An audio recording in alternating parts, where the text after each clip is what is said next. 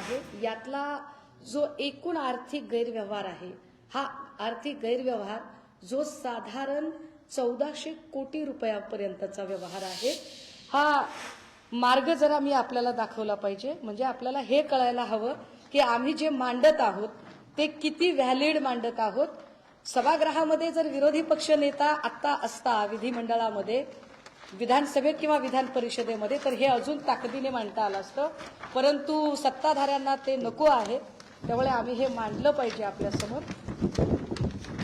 हा एक नकाशा आहे, ज्या नकाशामध्ये साधारणतः दादा आपण उलट धरले काय ना, हा इकडच्या बाजूने पकडायला पाहिजे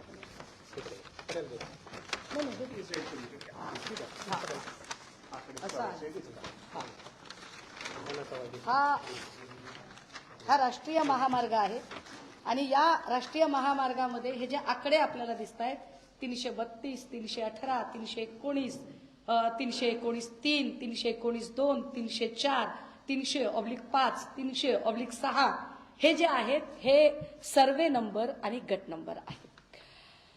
राष्ट्रीय महामार्ग पालखी महामार्ग क्रमांक 965, जो महामार्ग मी फक्त पंढरपूर ते मोहोळ याच्यातला पंढरपूर ते मोहोळ सुद्धा बघत नाहीये, लक्षात घ्या।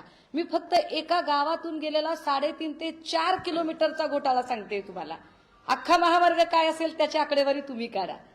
त्याची आकडेवारी काढण्यासाठी जर आमची मदत पाहिजे असेल तर मुख्यमंत्र्यांच्या सोबत आम्ही बसायला तयार आहोत, मात्र मुख्यमंत्र्यांची पारदर्शक व्यवहार करायची आणि महाराष्ट्राला पारदर्शकता दाखवण्याची तयारी आहे का, ही आमची जरा तो त्यांना प्रश्न आहे। तर साधारणतः या मार्गावरचं हे काम आहे आणि या कामाच्यासाठी काही पैसे, काही नुकसान भरपाई सरकारने देणं अपेक्षित होतं। या संबंधाने एक GR निघाला, साधारण तो 18 पासून वेगवेगळ्या प्रकारचे GR आहेत। मोहोळ पंढरपूर आळंदी पालखी मार्ग रस्त्याचं 59 किलोमीटरचं काम आहे, हे एकूण जे किलोमीटर आहे ते, आणि याच्यासाठी राष्ट्रीय महामार्ग अधिनियम 1956 कलम 3G पोट कलम 1 अन्वये नुकसान भरपाईचा आदेश निवाडा निघाला।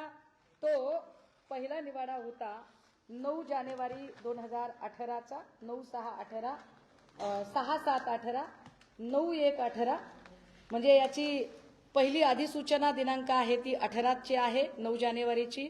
मग अधिसूचना दिनांक दुसरी ही 9 जुलै 18ची।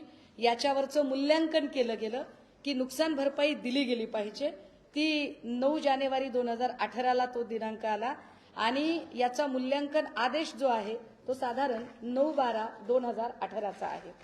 याच्यातले खूप साऱ्या बारकाव्यांमध्ये ज्यांना याच्यात राष्ट्रीय महामार्ग अधिनियम 1956 मधील कलम 3A ची अधिसूचना प्रसिद्ध केल्याशिवाय अधिनियमाचे कलम 3B नुसार जमिनीमध्ये प्रवेश करणे, मापे घेणे, मोजणी करणे, हद्दी निश्चित करणे वगैरे बाबी करता येत नाहीत।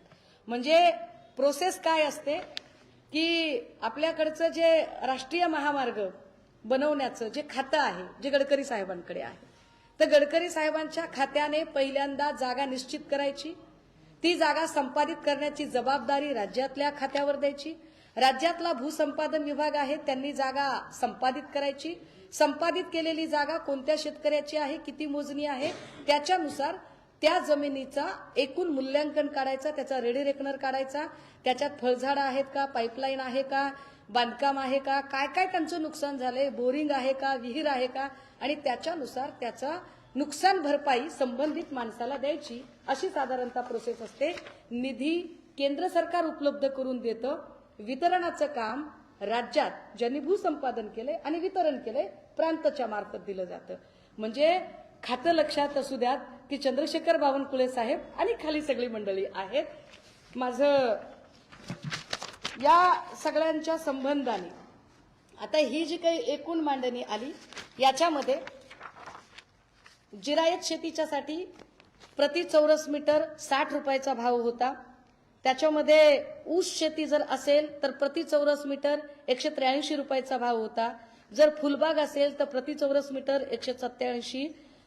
बिनशेतीची जमीन नुसताच भूखंड आहे तर 990 प्रति चौरस, हायवेवरची जमीन असेल तर 1090 प्रति चौरस मीटर, आणि गावठाणातली मिळकत असेल तर 1190 प्रति चौरस मीटर आणि औद्योगिक बिनशेती असेल तर 990 प्रति चौरस मीटर असे याचे भाव सांगितले गेले.